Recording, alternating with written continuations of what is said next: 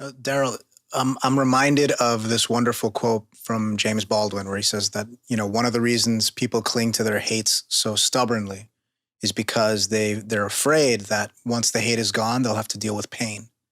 That's And right. there's so much of that, in my view, there's so much of that in what is going on with people who are fervent enough to become Klansmen or skinheads or, that level of intensity.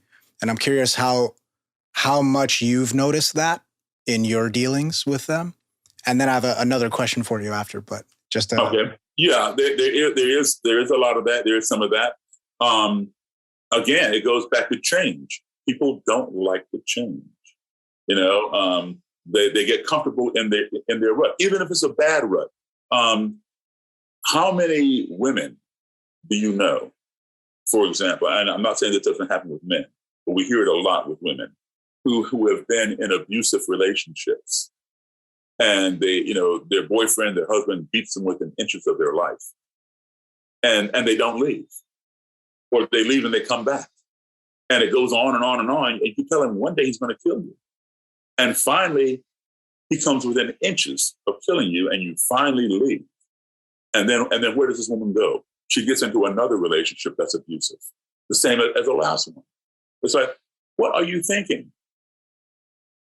That's a phenomenon, because some of these people are more familiar, they feel more comfortable with what they're familiar with, even if it's bad, rather than try to explore something that's better, but you're not familiar with it. They're comfortable when they know something, and it's a shame, because people can change for the better. We got to be able to break that cycle. It's like you find somebody who's a sex offender, and when the psychologist analyzes him or whatever, you find out he was abused when he was a kid, and he's continuing that cycle, that kind of thing. We have to learn to break these cycles and help people see what that cycle is doing to them.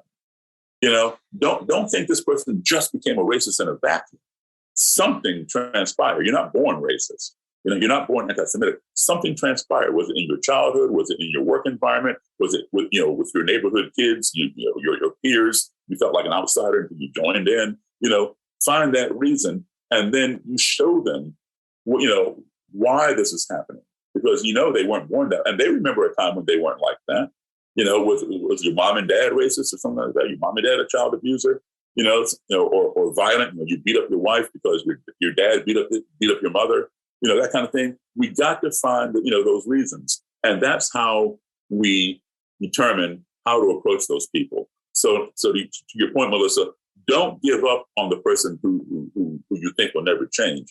They may never change, but there's always that possibility, and it may not come through you directly to them. It may come from your work with somebody else that they know, that was one of their peers, and they see that person's life getting better, and they want a better life for themselves. So now they saw what you did for that person. Now they're more receptive to perhaps, you helping them.